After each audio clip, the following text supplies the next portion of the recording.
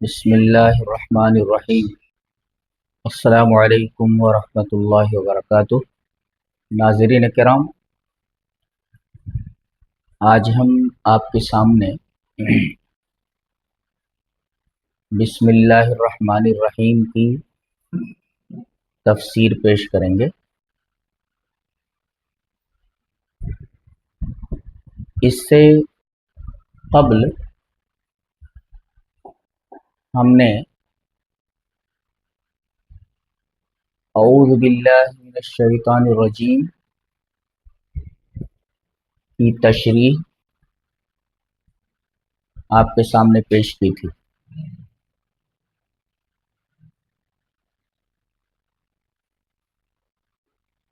بسم اللہ الرحمن الرحیم یہ ایک انتہائی مقدس اور عظیم الشان اور بابرکت کلمہ ہے۔ آئیے سب سے پہلے اس عظیم الشان کلمے کی فضیلت ایک حدیث کی روشنی میں جان لیتے ہیں۔ حدیث اس طرح ہے: ان ابان بن عثمان قال سمعت عثمان بن عفان يقول قال رسول الله صلى الله عليه وسلم ما من عبد يقول في صباح كل يوم ومساء كل ليلة بسم الله الذي لا يضر مع اسمه شيء في الأرض ولا في السماء وهو السميع العليم 3 مرات فيضره شيء وكان أبان قد أصابه طرف فالج فجعل الرجل ينظر إليه فقال له أبان ما تنظر أما إن الحديث كما حدثتك ولكني لم أقله يومئذ ليمزي الله علي قدره رواه الترمذی فی ابواب الدعوات۔ یہ روایت امام ترمذی رحمہ اللہ سنن ترمذی میں ابواب الدعوات کے اندر لائے ہیں اور البانی نے اسے صحیح کہا ہے۔ ابانی میں عثمان کہتے ہیں کہ میں نے حضرت عثمان ابن عفان رضی اللہ تعالیٰ عنہ کو یہ کہتے سنا کہ رسول اللہ صلی اللہ علیہ وسلم نے ارشاد فرمایا کہ جو شخص ہر روز صبح و شام کو یہ دعا پڑھ لے، کون سی دعا؟ بسم اللہ الذی لا یضر مع اسمہ شیء فی الارض ولا فی السماء وہو السمیع العلیم، اگر یہ دعا کوئی پڑھ لے تو اسے زمین اور آسمان کی کوئی چیز نقصان اور تکلیف نہیں پہنچا سکتی۔ اب یہ حضرت ابان یہ حدیث بیان کر رہے تھے جبکہ ان کے ایک طرف فالج گرا ہوا تھا، تو اس آدمی نے ان کی طرف حیرت سے دیکھا تو حضرت ابان نے کہا کیا دیکھ رہے ہو؟ ما تنظر، کیا دیکھ رہے ہو؟ حدیث ویسی ہی ہے جیسے میں نے تم سے بیان کیا، اور یہ جو فالج کا معاملہ دیکھ رہے ہو، در حقیقت جس دن مجھ پر فالج کا اثر ہوا میں نے یہ دعا نہیں پڑھی تھی۔ پتہ یہ چلا کہ یہ دعا اگر کوئی پڑھ لے تو اس کو کوئی آسمانی یا ارضی تکلیف نہیں پہنچتی ہے۔ اور اگر وہ نہ پڑھے تو کوئی بھی تکلیف اسے پہنچ سکتی ہے، جیسا کہ حضرت ابان نے کہا کہ یہ فالج جو میرے ایک سائیڈ میں گرا ہے، در حقیقت یہ اس دن گرا ہے یہ فالج جس دن میں نے یہ دعا نہیں پڑھی تھی۔ اچھا، اسے پڑھنا کب ہے اس دعا کو؟ ہر دن کی صبح کو اور ہر رات کی شام کو، فی صباح کل یوم و مسائی کل لیلۃ، ہر صبح کے ابتدا میں اور ہر رات کی شام کو۔ شارحین نے لکھا ہے کہ ہر مسلمان کے لیے یہ مستحب ہے کہ اس ذکر کو، اس کلمے کو ہر دن کی ابتدا میں پڑھے اور ہر رات کی ابتدا میں پڑھے، وقت بعد صلاۃ الفجر و بعد صلاۃ المغربی، فجر کی نماز کے بعد اور مغرب کی نماز کے بعد پڑھیں۔ اور کتنی بار پڑھے؟ 3 بار، 3 مرات۔ پڑھے کب؟ فجر کی نماز کے بعد، بعد صلاۃ الفجر، اور شام میں بعد صلاۃ المغربی، مغرب کی نماز کے بعد۔ کتنی بار پڑھے؟ 3 بار پڑھے۔ فائدہ بتایا گیا کہ اسے کوئی تکلیف نہیں پہنچے گی۔ اب سوال یہ پیدا ہوتا ہے کہ اگر اس دن کوئی تکلیف پہنچ جائے تو؟ اس کے 2 جوابات شارحین حدیث نے دیے۔ ایک تو یہ کہ اگر کسی شخص نے یہ دعا پڑھ لی ہے تو اسے بلائے مفاجی نہیں آئے گی، یعنی وہ بلائے مفاجی کسے کہتے ہیں؟ کوئی ناگہانی مصیبت اس کے اوپر نہیں آئے گی، اچانک کوئی مصیبت اس کے اوپر نہیں آ سکتی۔ ایک تو یہ جواب دیا گیا ہے، اور دوسرا جواب یہ دیا گیا ہے کہ اگر کوئی شخص اس دعا کو پڑھے اور پھر بھی کوئی تکلیف، کوئی ضرر اسے پہنچ جائے اسی دن جس دن اس نے یہ دعا پڑھ لی، تو یہ تکلیف اس کے لیے عین خیر ہے۔ جی، اگر اس کو یہ تکلیف پہنچ جائے تو یہ تکلیف اس کے لیے عین خیر ہے، یعنی اس تکلیف کو وہ سمجھے کہ اللہ تبارک و تعالی نے اس تکلیف کے اندر، اس ضرر کے اندر کوئی زبردست خیر رکھا ہے۔ اس پر ایک سوال یہ کیا جاتا ہے کہ جیسے اعوذ باللہ من الشیطان الرجیم میں، وہاں تو اس میں نہیں ہے، بلکہ وہاں پر ڈائریکٹ اعوذ باللہ من الشیطان الرجیم، اور یہاں باللہ الرحمن الرحیم کیوں نہیں کہا گیا؟ یہاں بے کے بعد اسم کیوں لایا گیا؟ اعوذ کے بعد اسم نہیں لایا گیا، اور یہاں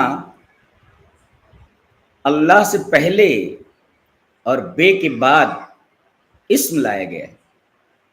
تو یہ اسم کیوں لایا گیا؟ اس کی کیا وجہ ہے؟ اس کے 2 جوابات مفسرین قرآن نے دیے ہیں۔ پہلا جواب بہت ہی علمی ہے اور دقیق ہے، اور اسے قرآن حکیم کی روشنی میں دیا گیا ہے۔ مفسرین یہ کہتے ہیں کہ ان المسمى، یعنی یہ کہتے ہیں الاسم هو المسمى وعینہ وذاتہ، کہ جو نام ہوتا ہے نا، اسم، یہ مسمى ہوتا ہے، اور اسم اور جس پر یہ نام بولا جاتا ہے، یہ دونوں ایک ہی ہیں، یعنی الاسم والمسمى، الاسم والمسمى وعینہ وذاتہ، اسم جو ہوتا ہے یہ بعینہ مسمى ہوتا ہے اور عین ذات ہوتا ہے، یعنی اسم اور مسمى دونوں کے دونوں ایک ہی ہوتے ہیں۔ اور دلیل میں یہ پیش کرتے ہیں کہ اللہ تبارک و تعالیٰ نے ارشاد فرمایا، قال اللہ تعالی یا زکریا انا نبشرک بغلام اسمہ یحییٰ، اللہ نے فرمایا اے زکریا ہم تجھے بشارت دیتے ہیں، خوشخبری دیتے ہیں ایسے لڑکے کی۔ پہلی خوشخبری تو یہ ہے کہ تیرے ہاں ایک لڑکا پیدا ہوگا، اور فرمایا گیا اسمہ یحییٰ، جس کا اسم، جس کا نام یحییٰ ہے۔ یہاں کیا فرمایا گیا کہ وہ جو نام ہے، یہ نام ہم نے یحییٰ کا رکھا ہے، اسمہ یحییٰ، یہ جو لڑکا پیدا ہوگا اس کا نام یحییٰ ہے، نام یحییٰ ہے، اسمہ یحییٰ، اس کا نام یحییٰ ہے۔ پھر آگے اللہ تبارک و تعالی نے اس طرح پکارا، یا یحییٰ، یا یحییٰ، یا یحییٰ خذ الکتاب بقوہ، یہاں یہ کہا ایسا لڑکا ہم تجھے عطا کر رہے ہیں جس کا نام یحییٰ ہے، اور پھر آگے پکارا یا یحییٰ، تو یہاں پہلے کہا کہ اس لڑکے کا نام یحییٰ ہے، نام اسم ہے اس کا، اور پھر اللہ تبارک و تعالیٰ نے آگے یہ پکارا یا یحییٰ، تو گویا کہ اسم یہ عین مسمى ہوا، عین ذات ہوا، جو اسم ہے وہی مسمى ہے۔ مفسرین نے قرآن حکیم کی ان آیات سے استدلال کیا ہے کہ اسم جو ہوتا ہے وہ عین مسمى ہوتا ہے اور عین ذات ہوتا ہے، جیسا کہ اس تشریح سے واضح ہوا، اس تفسیر سے واضح ہوا۔ اور ایک وجہ اور بتائی جاتی ہے کہ یہ اسم کیوں لایا گیا، اللہ کے نام سے، اللہ کے نام سے، اللہ سے نہیں، اللہ کے نام سے یہ اسم جو لایا گیا ہے، اس کی دوسری وجہ یہ بیان کی جاتی ہے کہ اس طریقے کی جو تعبیر ہے اور اس طریقے کی طریقے تعبیر یہ عربوں کے ہاں عام اور معروف ہے بالکل، جی، جیسے کسی بادشاہ کے حکم سے یا اس کی خاطر کوئی کام کرنے لگیں جو خالصاً اسی بادشاہ کی طرف منسوب ہو، کہ میں یہ کام بادشاہ کے حکم سے کرتا ہوں، یعنی بادشاہ نے کہا ہے کہ میں یہ کروں، تو یہ بولا جاتا ہے کہ میں یہ کام بادشاہ کے نام پر کر رہا ہوں، تاکہ یہ بات بالکل واضح ہو جائے کہ یہ خالصاً یہ کام اللہ کے لیے ہو رہا ہے، کسی اور کے لیے نہیں۔ ایک جواب تو یہ دیا گیا ہے۔ پہلا جواب کیا دیا گیا ہے کہ اسم جو ہوتا ہے یہ عین مسمى ہوتا ہے، دلیل میں وہی کہ ہم تجھے بشارت دے رہے ہیں ایسے لڑکے کی جس کا اسم یحییٰ ہے، اسم یحییٰ ہے، تو یہاں بتایا گیا کہ اس لڑکے کا اسم یحییٰ ہے، پھر آگے پکارا گیا یا یحییٰ، تو گویا کہ جو نام ہے وہی مسمى ہے۔ جب پکارا گیا تو ذات یحییٰ کو پکارا گیا، ذات یحییٰ کو، تو گویا کہ مسمى یہ عین ہوتا ہے اپنے اسم کا۔ اچھا، بسم اللہ کا مطلب کیا ہوا؟ بسم اللہ کا مطلب یہ ہوا ابتدئ بکل اسم، ابتدئ بکل اسم للہ، یعنی اللہ تبارک و تعالیٰ کے جتنے بھی نام ہیں میں ان ناموں کے وسیلے سے دعا کرتا ہوں۔ اور یہ کیسے معلوم ہوا؟ اسم یہ مفرد ہے، اور مفسرین یہ کہتے ہیں کہ اسم جو مفرد ہے اگر یہ معرب باللام کی طرف مضاف ہو تو یہ عموم کا فائدہ دیتا ہے، تو اسم یہ مفرد ہے اور اللہ یہ معرفہ ہے معرب باللام ہے، تو اب مفرد جو ہے یہ مضاف ہوا معرب باللام کی طرف، تو اسم میں عموم پیدا ہو گیا، یعنی میں اللہ کے تمام ناموں سے اس کام کو شروع کر رہا ہوں۔ اب تدعو بکل اسم للہ، اللہ کے جتنے نام ہو سکتے ہیں میں ان تمام ناموں سے اس کام کو شروع کرتا ہوں، یعنی گویا فَيَعُمُّ جَمِيعَ أَسْمَائِهِ الْحُسْنَى، اللہ تبارک و تعالیٰ کے تمام اسماء حسنہ اس میں شامل ہو گئے۔ اچھا، اللہ تبارک و تعالیٰ کے نام تین اقسام میں منقسم ہیں۔ ایک تو وہ نام ہے کہ اللہ تبارک و تعالیٰ نے وہ نام انبیاء پر، اسی طریقے سے رسول پر، فرشتوں پر ظاہر کر دیا، ایک نام تو یہ ہے۔ اور نام کی دوسری قسم ایسی ہے کہ اللہ تبارک و تعالیٰ نے اسے اپنی کتابوں میں نازل کیا ہے، جیسے قرآن میں اللہ تبارک و تعالیٰ نے اپنے ناموں کو واضح کیا ہے۔ تو ایک تو اللہ نے اپنے انبیاء کو، رسول کو اور فرشتوں کو بتا دیا ہے، ظاہر کر دیا ہے، اور نام کی ایک قسم یہ ہے کہ اللہ تعالیٰ نے اسے اپنی کتاب میں نازل کیا ہے۔ اللہ تعالیٰ نے اسے اپنی کتاب میں نازل فرمایا ہے۔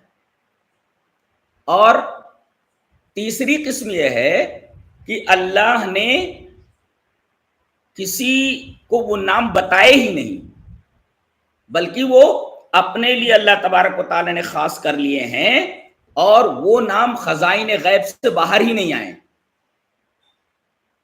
اور یہ تینوں قسمیں اللہ تبارک و تعالیٰ کے ناموں کی حدیث کرب میں بیان کی گئی۔ چلیے وہ حدیث کرب دیکھ لیتے ہیں۔ حدیث اس طرح ہے، ان عبداللہ بن مسعود ان عبداللہ هو ابن مسعود رضی اللہ تعالی عنہ قال قال رسول اللہ صلی اللہ علیہ وسلم ما قال عبد اذا اصابه هم وحزن اللهم انی عبدک ابن عبدک ابن امتک ناصیتی بیدک ماض فی حکمک عدل فی قضاؤک اسألک بکل اسم هو لک سمیت به نفسک او انزلته فی کتابک او علمته احدا من خلقک او استاثرت به فی علم الغیب عندک ان تجعل القرآن ربیع قلبی ونور صدری وجلاء حزنی وذهب ہمی الا اذهب اللہ ہمہ وابدلہ مکان حزنہ فرحا۔ قالوا یا رسول اللہ ينبغي لنا ان نتعلم هؤلاء الكلمات قال اجل ينبغي لمن سمعهن ان يعلمهن۔ بیہقی نے اس حدیث کو کتاب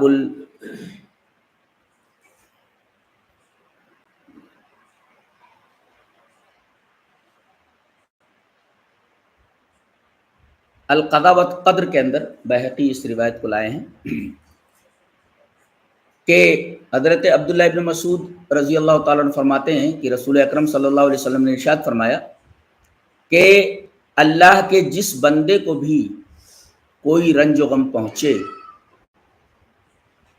عبد اذا اصابہ ہم وحزن، اللہ کے کسی بندے کو کوئی رنج و غم پہنچے اور وہ یہ دعا پڑھ لے، کون سی؟ یہی دعا جو میں نے ابھی پڑھی، جو اس حدیث میں بیان کی گئی ہے، کیا؟ اللہم انی عبدک ابن عبدک ابن امتک ناصیتی بیدک ماضٍ فی حکمک عدل فی قضاؤک اسألک بکل اسم هو لک سمیت به نفسک او انزلتہ فی کتابک او علمتہ احدا من خلقک او استاثرت به فی علم الغیب عندک ان تجعل القرآن ربیع قلبی ونور صدری وجلاء حزنی وذهاب ہمی۔ تو اللہ تبارک و تعالی اس دعا کی برکت کی وجہ سے اس کے ایک تو رنج و غم کو دور کر دے گا، اور دوسرے رنج و غم کو دور کرنے کے بعد اس کی جگہ پر اللہ اسے فرحت اور سرور عطا کرے گا۔ جب یہ بات صحابہ کرام نے سنی تو انہوں نے کہا یا رسول اللہ جب یہ اتنی مبارک دعا ہے تو کیا ہم ان کلمات کو یاد نہ کر لیں؟ تو نبی کریم صلی اللہ علیہ وسلم نے فرمایا کیوں نہیں، تمام لوگوں کو جو بھی اس دعا کو سنے، ان کلمات کو سنے، کلمات کو یاد کر لیں۔ اس دعا کی فضیلت معلوم ہوئی کہ آدمی کو اگر کوئی رنج و غم پہنچے تو یہ دعا ضرور پڑھے، اس لیے اس کو دعائے کرب کہتے ہیں۔ اور علامہ ابن قیم رحمہ اللہ نے شفاء العلیل کے اندر زوردار اور بڑی شاندار شرح فرمائی ہے اور کافی تفصیل کے ساتھ وہ لائے ہیں۔ اب اس حدیث کے اندر بہت ساری اہم باتیں ہیں۔ سب سے اہم بات جو اس حدیث کے اندر ہے وہ یہ ہے کہ بندہ سب سے پہلے اس بات کا اعتراف کرتا ہے کہ میرے رب، میں تیرا بندہ ہوں، تیرے بندے کا بیٹا ہوں، یعنی میرا باپ بھی تیرا غلام ہے، میں تو تیرا غلام ہوں ہی، میرا باپ بھی تیرا غلام ہے، میری ماں بھی تیری لونڈی ہے۔ اس طریقے سے مجھ سے لے کر آدم و حوا تک جو یہ پورا سلسلہ ہے، یہ پورا کا پورا سلسلہ تیرا مملوک ہے، تیرا عبد ہے، یہ سارے کے سارے تیرے عبد ہیں اور تو ان سب کا معبود ہے، یہ سب تیرے ممالک ہیں، مملوک ہیں، اور تو اکیلا ان سب کا مالک ہے۔ اس سے نقطہ یہ ملا کہ آدمی کی دعا اس وقت قبولیت کے درجے پر جلدی سے فائز ہوتی ہے جب آدمی اپنی دعا کے اندر حد درجہ عاجزی، تخشع اختیار کرے۔ وہ جتنی عاجزی رب کے سامنے ظاہر کرے گا، جتنی فروتنی کا اظہار کرے گا، جتنا انکسار دکھائے گا، اتنی ہی دعا جلد مقبول ہوگی۔ یہ دعا جو شروع ہوتی ہے وہ اسی عاجزی اور انکساری کے ساتھ شروع ہوتی ہے۔ دوسری چیز جو اس حدیث میں ہے، اس دعا میں ہے، وہ یہ کہ بندہ یہ اقرار کرتا ہے کہ میرے رب عدل فی قضاء، اس کو ہر آدمی اپنے ذہن میں رکھ لے اور اس کو الگ سے کلپ بنا کر کے ڈالے اور لوگوں تک پہنچائے۔ کتنی بڑی بات ہے، یہ بہت عظیم الشان بات ہے۔ وہ اعتراف کرتا ہے کہ میرے رب عدل فی قضاء، میرے رب میرے بارے میں تیرا ہر فیصلہ عدل ہے۔ اگر تو میرے بارے میں صحت کا فیصلہ کرے وہ بھی عدل ہے، ظلم نہیں ہے۔ میرے بارے میں تو بیماری کا فیصلہ کر دے تو وہ بھی عدل ہے، ظلم نہیں ہے۔ میرے بارے میں اگر غنا کا، مالداری کا فیصلہ کر دے وہ بھی عدل ہی ہے، ظلم نہیں ہے۔ اور میرے بارے میں اگر مفلسی کا، غریبی کا فیصلہ کر دے وہ بھی عدل ہی ہے۔ میرے بارے میں اگر سزا کا فیصلہ کر دے تو بھی عدل ہے، اور میرے بارے میں کسی جزا کا فیصلہ کر دے میرے رب، یہ بھی عدل ہی ہے۔ میں یہ کہتا ہوں رب کعبہ کی قسم، اگر اس بات کو انسان اپنے دل میں بٹھا لے کہ عدل فی قضاؤک، میرے بارے میں میرے رب تیرا ہر فیصلہ انصاف ہے، تیرا ہر فیصلہ عدل ہے، ظلم نہیں ہے، تو سب سے بڑا فائدہ کیا ہوگا معلوم ہے؟ وہ کبھی اللہ سے شکایت نہیں کرے گا۔ جی، اگر اس بات کو وہ دل میں بٹھا لے کہ اے میرے رب تیرا ہر فیصلہ میرے حق میں عدل اور انصاف ہے، ظلم نہیں ہے، تو اس کا دل کبھی بھی شکایت نہیں کرے گا اور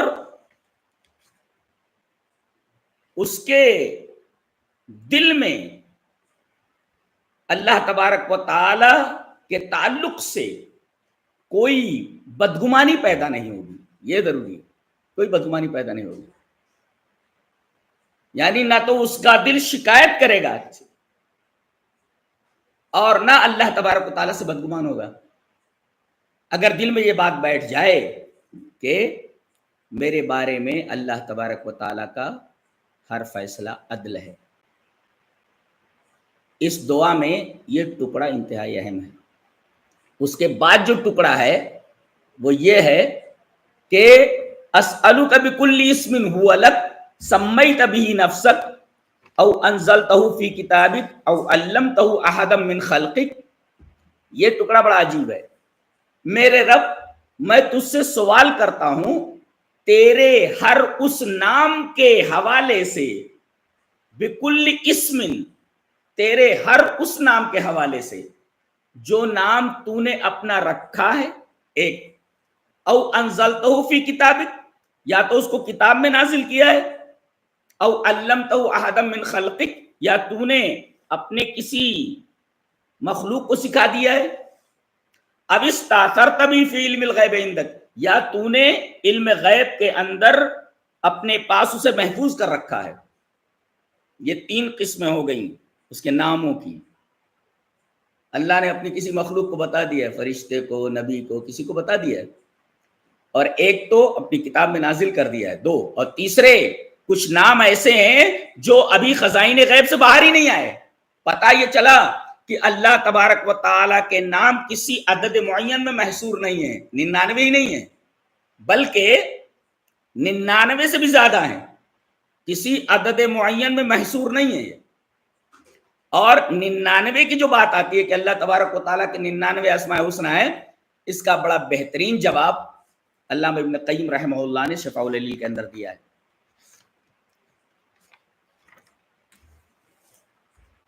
اب آگے بڑھتے ہیں تو سب سے پہلے یہ جان لیں کہ یہ بے جو ہوتا ہے یہ استعانت کے لیے، یعنی میں تیرے نام کی مدد سے، استعانت سے، اس میں بندہ توحید کا اقرار کرتا ہے کہ میرے رب، یہ کام جو میں شروع کر رہا ہوں اگر تیری مدد شامل حال نہیں رہی تو میرا یہ کام ہوگا ہی نہیں یا ناقص و نامکمل ہوگا۔ تو بے جو استعانت کے لیے ہے، بسم اللہ الرحمن الرحیم جب بندہ پڑھتا ہے گویا کہ توحید کا اقرار کرتا ہے کہ میں یہ کام تیرے نام سے جو شروع کر رہا ہوں اس میں تیری مدد مجھے درکار ہے۔ اور بندہ یہ بھی کہتا ہے کہ میرے رب، یہ جو میں مدد طلب کر رہا ہوں میں تیرا محتاج ہوں نا، اس وجہ سے میں تجھ سے مدد طلب کر رہا ہوں۔ اس آیت میں اسی بات کی طرف اشارہ ہے کہ سورہ فاطر میں ہے، یا ایھا الناس انتم الفقراء الی اللہ واللہ الغنی الحمید، کہ دنیا کے تمام لوگوں تم سب محتاج ہو، غنی تو صرف اللہ کی ذات ہے۔ تو جب بندہ کہتا ہے بسم اللہ الرحمن الرحیم تو بے استعانت کے لیے میں اللہ کے نام سے مدد لے کر کے یہ کام شروع کر رہا ہوں۔ گویا کہ بندہ یہ اعتراف کرتا ہے کہ تیری مدد کے بغیر میں کوئی کام نہیں کر سکتا، میرا کام ہو ہی نہیں سکتا۔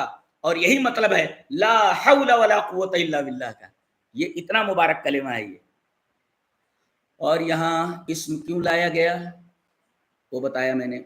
پھر اسم مفرد ہے، وہ مضاف ہے معرب باللام کی طرف، تو تمام اسماء حسنہ جو اللہ کے ہیں ان سب کو شامل ہے یہ۔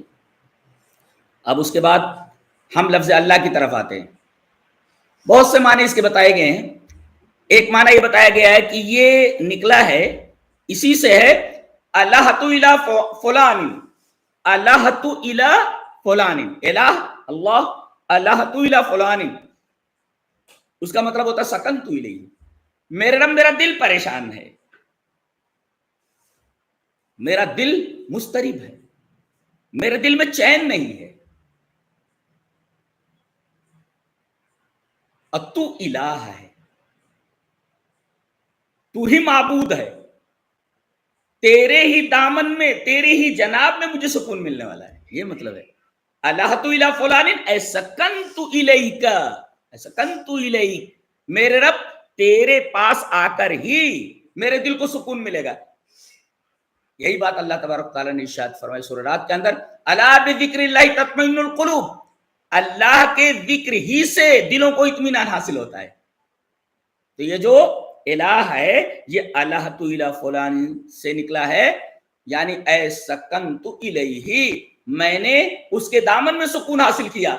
گویا کہ دل اس وقت تک مضطرب رہیں گے، پریشان رہیں گے جب تک آدمی اللہ تبارک و تعالیٰ کو پا نہیں لیتا، جب تک اللہ تبارک و تعالیٰ کے دامن میں پناہ نہیں لے لیتا، تب تک آدمی کا دل بے چین ہی رہے گا. یہ مطلب ہے الہ کا، الہۃ الی فلان اے سکنت الیہ. اچھا یہ تو الہ یا لہو سے ہوا با فتح سے. اگر اس کو باب ضربہ سے لے آئیں، لاہ یلی ہو، تو اس کا مطلب ہوگا لاہ یلی کب بولا جاتا ہے؟ ادھر تفا، ادھر، یا اسی طریقے سے لاہ یلی ہو اذا احتجبا، جی جب وہ چھپ جائے. ہاں تو وہ اس طریقے کا الہ ہے جو نظروں سے پوشیدہ ہے، آنکھیں اسے دنیا میں نہیں دیکھ سکتی. جنتی جنت میں اللہ تبارک و تعالیٰ کا دیدار کریں گے، دنیا میں نگاہوں کے اندر وہ قوت ہی نہیں دی گئی ہے کہ اللہ تبارک و تعالیٰ کا دیدار کر سکے. جنت میں جنتی اللہ تبارک و تعالیٰ کا دیدار کریں گے کیونکہ ان کی آنکھوں کو وہ قوت عطا کر دی جائے گی جس کے ذریعے آنکھیں رب تعالیٰ کے دیدار کی متحمل ہو جائیں گی. دنیا میں کوئی اللہ تبارک و تعالیٰ کو دیکھ نہیں سکتا. تو لاہ یلیو اس وقت کہا جاتا اذا احتجبا، جب وہ نگاہوں سے چھپ جائے. تو اللہ تبارک و تعالیٰ حجاب، اندر حجاب ہے، پردوں کے پیچھے، آنکھیں اس کا ادراک نہیں کر سکتی. یہی بات اللہ تبارک تعالیٰ نے ارشاد فرمائی، لا تدرکہ الابصار وہو یدرک الابصار، آنکھیں اس کا ادراک نہیں کر سکتی، اس لیے کہ وہ الہ ہے. الہ بمانی معلوہ ہے، وہ معبود ہے. اور یہ لاہ یلیہ سے ہے اذا احتجب، جب وہ حجاب میں ہو. جب وہ حجاب میں ہے تو آنکھیں اس کا ادراک کیسے کر سکتی ہیں؟ اور اگر اس کو لاہ یلوہ باب نصرہ سے مانا جائے تو اس کا مطلب ہوگا ادھر تفع، بلند ہو گیا. تو الرحمن علی العرش استوى، رحمان عرش پر مستوی ہو گیا، اے علا وارتفع. تو لاہ یلوہ کا مطلب ہوا ارتفع، وہ اتنی بلندی پر ہے جس بلندی کا کوئی تصور انسان کے لیے ممکن نہیں ہے، محال ہے. اتنی بلندی پر ہے وہ، عرش پر مستوی ہے، وہ عرش پر مستوی ہے. یہ مطلب ہوا لاہ یلوہ سے اگر اس کو مانا جائے. آگے بڑھتے ہیں. تو یہ جو نام ہے، نام جو ہے اللہ کا، یہ علم ذاتی ہے. یہ نام ہے اس کا. اگر اسے نام نہ مانا جائے، علم ذاتی نہ مانا جائے، تو پھر لا الہ الا اللہ کا مطلب کیا ہوگا؟ یہ تو کہیں گے کہ نہیں ہے کوئی معبود مگر وہ جس کا نام اللہ ہے. صفت نہیں ہے، وہ عالم ذاتی ہے، ورنہ لا الہ الا اللہ کا مطلب ہی کچھ نہیں سمجھ میں آئے گا. نہیں ہے کوئی معبود مگر وہ جس کا نام اللہ ہے. تو گویا کہ اللہ یہ علم ذاتی ہے، بقیہ سب جو اسما ہے وہ سب اسما و صفات ہیں. جی یہ اس کا علم ذاتی ہے، ورنہ لا الہ الا اللہ کا مطلب ہی سمجھ میں نہیں آئے گا. نہیں ہے کوئی معبود، کون؟ جو اللہ کے نام سے موسوم ہے، جس کا نام اللہ ہے. تو یہ اللہ، یہ اس عالم ذاتی ہے اللہ تبارک و تعالیٰ کا. اور الہ کا مطلب ہوتا ہے المعلوہ. المعلوہ، المعلوہ کا مطلب المعبود، جس کی عبادت کی جائے. جب بندہ کہتا بسم اللہ الرحمن الرحیم تو بے یہ استعانت کے لیے میں مدد طلب کرتا ہوں. کس سے؟ معبود سے. نقطہ یہ ملا کہ جو معبود ہے وہی ایسی ذات جس سے استعانت طلب کی جائے. جو معبود نہیں وہ استعانت کے لائق نہیں. گویا کہ عبادت اور استعانت دونوں کو جمع کر دیا گیا ہے جو ایاک نعبد و ایاک نستعین میں ہے، کہ اے اللہ ہم تیری ہی عبادت کرتے ہیں اور تجھی سے مدد چاہتے ہیں. تو بے استعانت کے لیے کہ میں اس کام کو شروع کر رہا ہوں تیری مدد سے، میں اس میں تیری مدد چاہ رہا ہوں، یہ استعانت ہوئی۔ اور الہ معنی معلوہ، عبادت کے لائق، جو عبادت کے لائق ہے وہی ذات تمہاری اعانت کر سکتی ہے، اسی سے استعانت کیجئے اور اسی کی عبادت کیجئے۔ جس طرح اس کے علاوہ کسی کی عبادت جائز نہیں، اسی طرح اس کے علاوہ کسی سے استعانت جائز نہیں۔ یہ معلوم ہوا بسم اللہ الرحمن الرحیم سے۔ اچھا، اب آگے بڑھتے ہیں الرحمن اور الرحیم میں۔ گویا کہ اس میں اللہ کے 3 نام آئے ہیں، ایک تو علم ذاتی ہے اللہ، اور 2 صفاتی ہیں الرحمن اور الرحیم۔ الرحمن اور الرحیم میں فرق کیا ہے؟ کہتے ہیں رحمان یہ فعلان کے وزن پر ہے، اور فعلان کی صفت پر، فعلان کے وزن پر آنے والی صفت یہ بتاتی ہے کہ یہ صفت اپنے موصوف سے اتنے زور و شور کے ساتھ نکل رہی ہے کہ اس صفت سے سارے کے سارے لوگ سیراب ہو رہے ہیں۔ تو رحمان کا مطلب بروزن فعلان، یعنی اللہ تبارک و تعالی کی رحمت کی بارش اتنے زور و شور سے ہو رہی ہے کہ کائنات کا ذرہ ذرہ اللہ تبارک و تعالی کی اس رحمت کی بارش سے سیراب ہو رہا ہے۔ یہ مطلب ہوا۔ بالفاظ دیگر، فعلان کے وزن پر جب کوئی صفت آئے تو یہ بتاتی ہے کہ موصوف سے یہ صفت بڑے زور و شور اور بڑی شدت کے ساتھ صادر ہو رہی ہے۔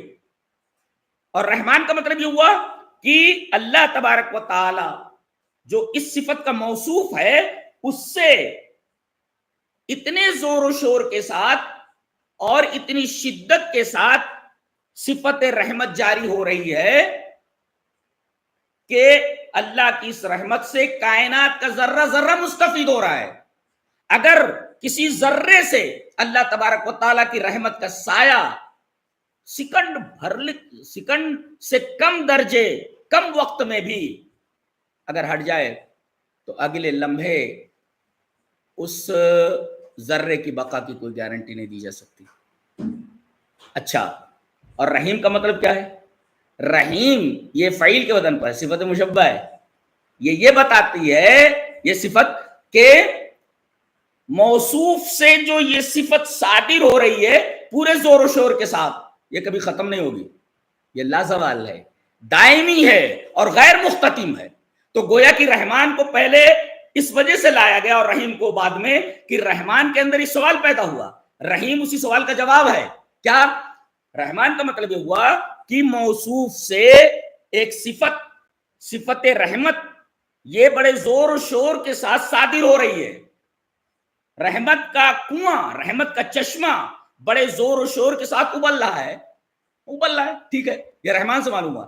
سوال یہ پیدا ہوا کہ رحمت کا یہ کنواں جو ابھی بڑے زور و شور کے ساتھ ابل رہا ہے اور بہ رہا ہے، کیا کبھی یہ خشک ہو جائے گا؟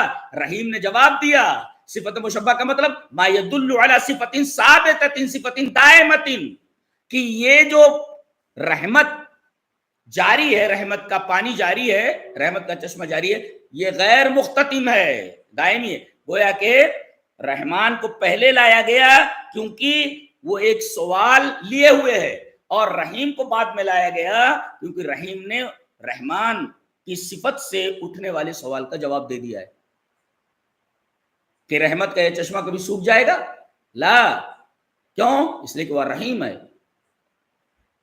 جو اس صفت رحمت کے ساتھ ہمیشہ متصف ہے۔ یہ صفت اس سے کبھی بھی منفک ہونے والی نہیں ہے، اور رحمت کی یہ بارش لا زوال، دائمی اور غیر مختتم ہے۔ رحمان اور رحیم کے درمیان دوسرا فرق مختصر طور پر سمجھ لیں۔ الرحمن بجمیع الخلق، تمام مخلوقات پر اللہ رحم کر رہا ہے، ابرار پر، اشرار پر، مومنین پر، کفار پر، فرما بردار پر، نافرمان پر، سب کے اوپر رحم کر رہا ہے. گویا کہ یہ الرحمن ایسی صفت ہے جو بجمیع الخلق، مختصۃ بجمیع الخلق، تمام مخلوق کے ساتھ خاص ہے یہ. اور یہی نقطہ اس آیت کریمہ میں ہے کہ الرحمن علی العرش استوی، کہ رحمان عرش پر مستوی ہوا اور عرش پوری کائنات کو گھیرے ہوئے ہے. تو گویا کہ اللہ تبارک و تعالی اپنی اوسع صفات کے ذریعے، اپنی اوسع صفات کے ذریعے اوسع مخلوقات پر مستوی ہوا. اللہ کی سب سے وسیع صفت رحمان اور اللہ کی سب سے وسیع مخلوق عرش. تو گویا کہ اللہ اپنے اوسع صفات سے اپنی اوسع مخلوقات یعنی عرش کے اوپر مستوی ہوا، اور عرش یہ تمام کائنات کو گھیرے ہوئے ہے. اسی طرح رحمان کا حوالہ دے کر کے بتایا گیا کہ چونکہ وہ عرش پر مستوی ہے اور رحمان ہے اور عرش پوری کائنات کو گھیرے ہوئے، تو پوری کائنات اس کے رحم کے بارش سے سیراب ہو رہی ہے. یہ مطلب ہے اس کا. جی تو الرحمن بجمیع الخلق اور الرحیم خاص بالمؤمنین.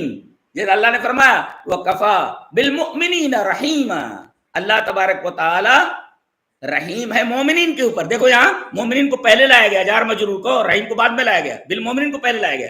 یعنی یہ رحیم خاص ہے مومنین کے لیے، اور رحمان یہ تمام مخلوقات کو شامل ہے. تمام مخلوقات کے اوپر رحم کر رہا ہے اس لیے کہ وہ رحمان ہے، اور مومنین کے اوپر جو رحمت خاصہ ہے وہ اس لیے ہے کہ وہ رحیم ہے. یہ فرق ہے.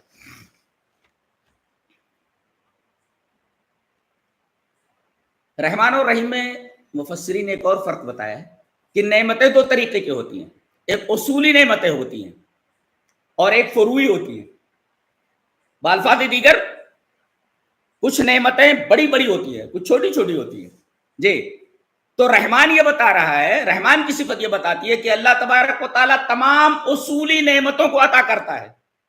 جی اور رحیم کی صفت یہ بتاتی ہے کہ اللہ تبارک و تعالیٰ تمام فروعی اور جزئی جو ہیں نعمتیں ان کو عطا کرتا ہے. تو گویا کہ الرحمن میں کلی اور اصولی نعمتوں کا تذکرہ ہے، وہ کلی اور اصولی نعمتوں کو شامل، اور الرحیم جزئی اور فروعی نعمتوں کو شامل ہے. تو رحمان اور رحیم دونوں صفتوں نے مل کر کے یہ بتایا کہ اللہ تبارک و تعالی بڑی بڑی نعمتیں عطا کرتا ہے اور چھوٹی چھوٹی نعمتیں بھی عطا کرتا ہے. یعنی اس کے علاوہ چھوٹی بڑی کوئی بھی نعمت کوئی عطا نہیں کر سکتا. بڑی نعمت ملے تو بھی اللہ کی طرف سے، اور چھوٹی بھی نعمت ملے تو اللہ تبارک و تعالیٰ کی طرف سے. اگر کلی نعمت ملے اصولی نعمت تو اللہ کی طرف سے، اور اگر جزئی اور فروعی نعمت ملے وہ بھی اللہ کی طرف سے. اس لیے کہ وَلِلَّهِ الْمَثَلُ الْأَعْلَىٰ. ایک چیز دیکھیں کہ بچے کی پرورش میں ماں باپ دونوں کا ہاتھ ہوتا ہے. باپ کیا کرتا ہے؟ کلی ضروریات پوری کرتا ہے، وہ لاتا ہے مہینے بھر کماتا ہے، اس کے بعد لا کر تنخواہ بیوی کے ہاتھ پر دے دیتا ہے. اور بیوی جو ہے جو چھوٹی چھوٹی ضروریات ہوتی ہیں ان پیسوں کے ذریعے، دیکھیں یہ پیسہ جو اس نے کما کر کے پورے مہینے کی تنخواہ جو لایا ہے یہ اصولی نعمت ہے، اور لا کر کے بیوی کے ہاتھ میں دیتا ہے یہ جزئی نعمت ہے. تو گویا کہ باپ یہ اصولی نعمت کو حاصل کرتا ہے اور ماں یہ جزئی ضرورتوں کو پورا کرتی ہے. باپ کلی ضرورتوں کو پورا کرتا ہے اور ماں جزئی ضرورتوں. تو اللہ تبارک و تعالیٰ کلی ضروریات کا پورا کرنے والا ہے اور جزئی ضروریات کا پورا کرنے والا ہے. اور آخری فرق یہ رحمان جو پہلے آیا ہے لفظ رحمان، الرحمن ایسی صفت ہے جو آئے گی تو تنہا آئے گی، کسی دوسری صفت کے ساتھ نہیں آتی ہے. جی آئے گی تو تنہا آئے گی، اتنی عظیم الشان صفت ہے. کون؟ الرحمن. جیسے الرحمن علم القرآن، دیکھو یہاں صفت رحمان تنہا آئی ہے، اس کے ساتھ کوئی اور صفت نہیں ہے. اور اگر یہ کسی صفت کے ساتھ جڑ کر آتی ہے تو صرف ایک ہی صفت ہے، الرحیم. قرآن حکیم میں اللہ تبارک و تعالیٰ کی بہت ساری صفتیں ہیں جو بہت ساری صفتوں کے ساتھ مل کر آتی ہیں. یہ رحیم ہے، یہ بہت ساری صفت. عزیز الرحیم، عظیم کے ساتھ، عزیز کے ساتھ بھی آتا ہے. غفور کے ساتھ آتا ہے، غفور الرحیم.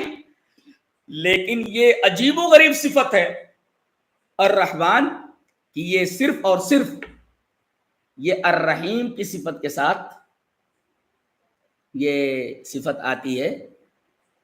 آئے گی تو تنہا آئے گی، اور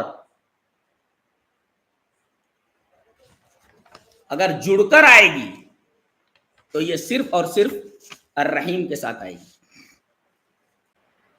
وہ جو حدیث کرب ہے، حدیث کرب کے اندر جو عدل فی قضاؤک ہے، اس کو خاص طور سے نگاہ میں رکھیں.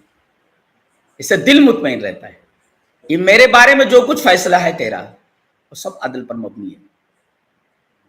ظلم تیری طرف سے ہو ہی نہیں سکتا، ظلم کا انتصاب تیری طرف کیا ہی نہیں جا سکتا. تیرا جو بھی فیصلہ ہو میرے بارے میں وہ سب مبنی پر انصاف ہے، مبنی پر عدل ہے. اگر یہ چیز دل میں بیٹھ جائے جیسا کہ میں نے کہا، تو اس سے سب سے بڑی چیز جو انسان سے وہ صادر ہوتی ہے وہ یہ ہے کہ دل کبھی شکوہ اور شکایت نہیں کرتا. دل کبھی شکوہ شکایت نہیں کرتا. یہ بہت بڑی بات ہے، اور اس بات کو خاص طور سے ذہن نشین کر لیں. بس آج یہی تک. اللہ تبارک تعالیٰ ہمیں نیک عمل اور اچھی سمجھ کی توفیق عطا فرمائے. وآخر دعوانا الحمدللہ رب العالمین.